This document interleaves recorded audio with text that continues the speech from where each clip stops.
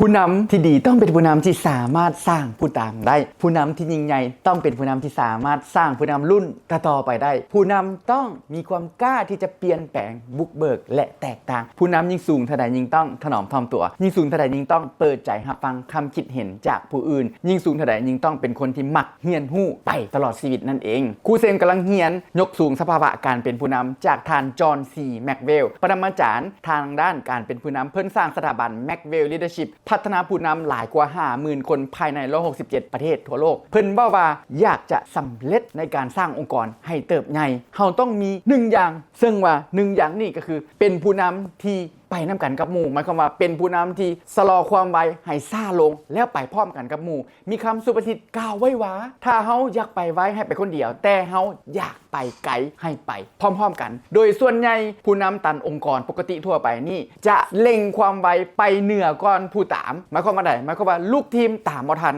แล้วจะบีบให้ลูกทีมเฮ็ดอันนี้เฮ็ดอันนั้นวางเป้าหมายใหญ่บัดเดียวสร้างยอดขายทบ100เทื่อ200เทื่อ300เทื่อบัดเดียวแต่ว่าเวลาที่ผู้ตามนำผู้นำบ่ทันแล้วจะเฮ็ดให้องค์กรนั้นเติบใหญ่ไปได้สำใดสำหนึ่งแล้วจะบ่เติบใหญ่แบบยั่งยืนนั่นเองซึ่งว่าเราจะต้องเป็นผู้นำที่ค่อยๆไปกับผู้ตามค่อยๆไปกับลูกทีมของเราอยู่เคียงข้างกับลูกทีมบางครั้งบางคราวเราจะต้องไปเป็นกองหลังไปเบิ่งการเติบใหญ่ของลูกทีมของเราบ่จะเป็นต้องเดินหน้าไปก่อนบ่จะเป็นต้องแสดงศักยภาพไปก่อนการที่ไปพร้อมกันนั่นจะเป็นสิ่งที่ดียกตัวอย่างเช่นองค์กรของครูเซ็งก็เช่นเดียวกันถ้าหากว่าเป้าหมายปีกายนี้เวลาที่เราตั้งไว้มันบ่ประสบผลสำเร็จเราก็บ่จำเป็นต้องไปเพิ่มคูณ50หรือคูณ 100% เราก็เอาเป้าหมายปีกายนี้มาใส่ปีนี้ค่อยๆเติบใหญ่แต่ว่าเติบใหญ่แบบยั่งยืนนั่นเองเพราะครูเซ็งเชื่อมั่นเสมอว่าผู้นำที่ยิ่งใหญ่ต้องเป็นผู้นำที่สามารถสร้างผู้นำรุ่นต่อๆไปได้ขอขอบใจ